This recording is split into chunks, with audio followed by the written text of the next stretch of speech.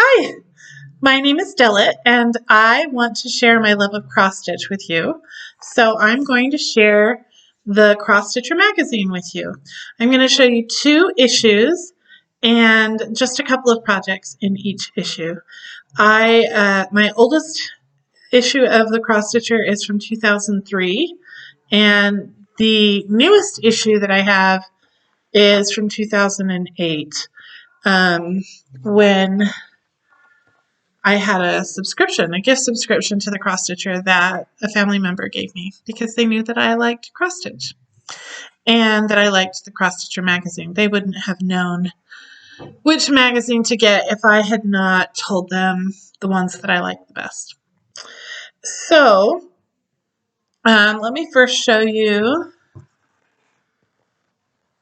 I store my magazines in binders, nice sturdy binders, and I like the D-ring because they lay flat. I keep them in uh, page protectors to keep them nice. It makes it easy to find the magazine that I want to find or the project that I want to find. And have a nice little label that tells me what's in each binder. This said miscellaneous patterns, but actually it's miscellaneous magazines now. It used to be miscellaneous patterns until I collected more magazines. And besides page protectors, I also on my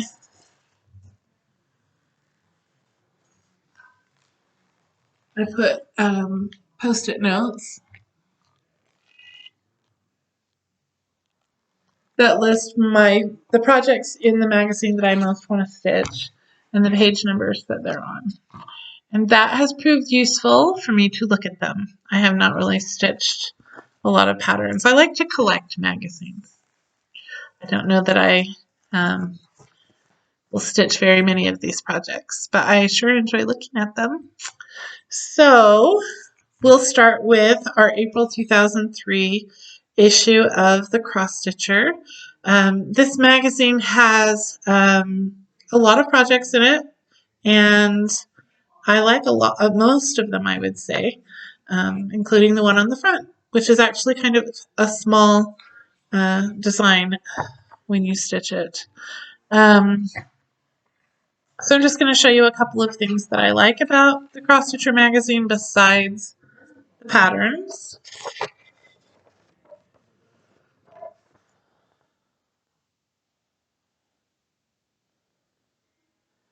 So what I'm showing you here is that their table of contents has various pictures of the projects that they offer instead of just 1 or 2 or no pictures. And the pictures are a nice size so that you can get a good feeling for the sort of project it is, and it demonstrates the variety of the types of projects that they have. That they have your traditional framed pieces as well as more unusual projects like a nativity scene out of Ada cloth, or that they have small designs as well as larger designs. You'll also notice that the cross stitcher often has designs that are directed towards the season that it's coming out in. This was a spring issue, so they have spring designs, and then they have those that are focused on the holiday that's coming up, like Easter in this case. And they also are showing you that besides cross stitch, they also have other types of stitching in their magazine, like this has beading. I don't know if you can tell from that picture. This is a charm in the middle of the picture, not cross stitching. And another feature of the cross stitcher that I like is they have an editorial at the front. And I enjoy reading the editorials. I like to hear the ideas that the people have that come up with the magazine and how they feel about or what they have to say about cross-stitching or the projects or designers that they feature, why they decided to, why they, how they got started cross-stitching, or whatever kind of information they're going to give you. Now, my two favorite designs in this issue are, this one is one I really like.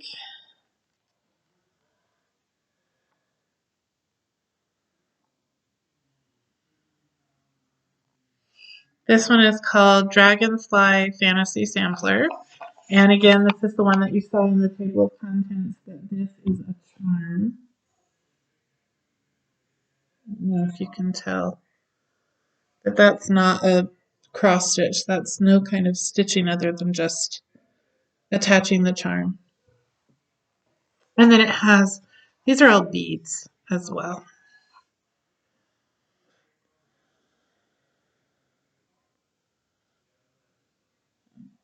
I think you can see that it has beads. It also has, besides cross stitching and back stitching and things like that, it has Algerian eye stitch down here.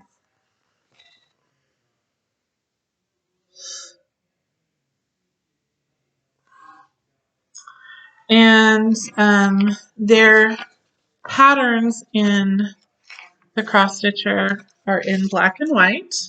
I like them when they're in color, but it does help keep the cost of the magazine down. The cross stitcher only cost me $6 in 2003, and so that helped me be able to afford to buy a lot of these magazines, because the American magazines are nice and affordable. Getting the magazines from England is a lot more expensive because they come from so far, but also their magazines are a little fancier, so they're more expensive. Here's the other, this is my favorite project in the magazine.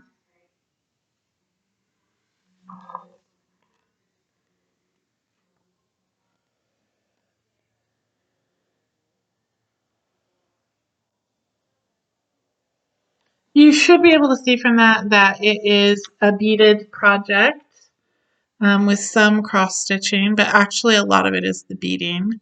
It's the sort of bag that a flapper might have carried with her. And so it's an evening bag. And they have instructions for how to sew the bag in the magazine.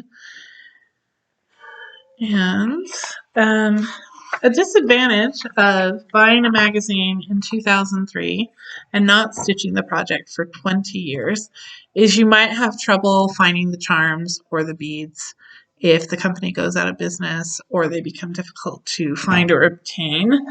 And sorry, I'm just getting a little more comfortable. That is something I did not think would happen when I bought it in 2003. I thought I would stitch it and be done. But if I do want to stitch it, I might have to substitute beads or charms, or come up with, use cross stitch in some of those cases, like the dragonfly charm. I could stitch something else there instead of putting a charm. And the other issue of the magazine that I was going to share with you is the one from 2008. I think it's from February 2008. And you can see it has several designs in it again. Very cute little snowman design on the front. So you still have the same features in this later version of the magazine. Later, 5 years later. You have your table of contents with large pictures to show you what the projects look like.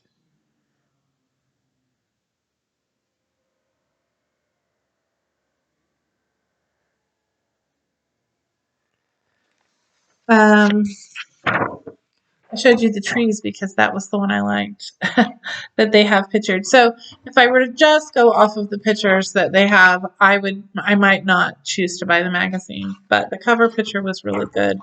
And when you look in the magazine, there are lots of cute designs. The tree picture is really cute and not very large, so it wouldn't be long to stitch. You'd think in 15 years I might have stitched it, but in fact, no.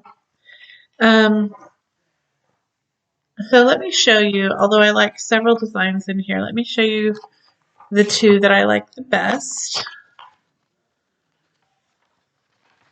And the one on the cover actually is not one of the two that I like the best.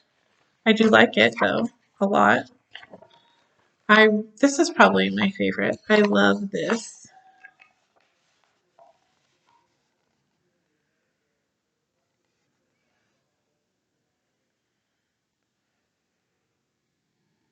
So you should be able to see that this is a heart shape. These are heart shapes. This is the February issue of the magazine. So some of the threads are pink and not just white. This is Hardanger, which is what it says, Red Hardanger Table Runner.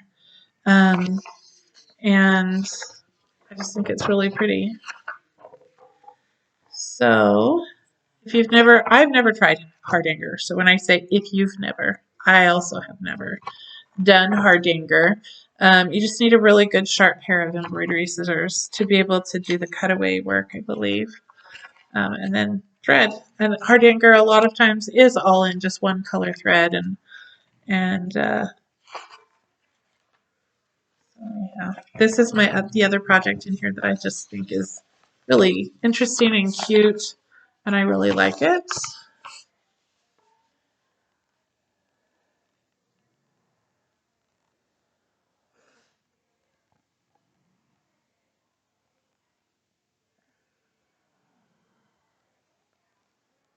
Okay, this is Classy Chameleon Pillow, and it's very unique. How many chameleon designs will you find on black fabric? It's just really interesting. I also like the idea of stitching something and making it into a pillow. So that is what I like about that, and it's mainly cross stitch with a lot of back stitching actually. So if you don't like back stitching, it's not that you couldn't make the design, but I think it would be inferior without the back stitching.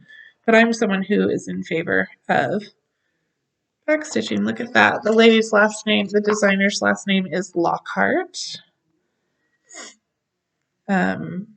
I even have a relative, a cousin named Janice Lockhart, but I think she spells Janice differently. So that's the Cross Stitcher magazine for you. I hope you enjoyed getting a feeling for the kinds of designs that you can find in the Cross Stitcher. I actually don't know if it's still being printed or published.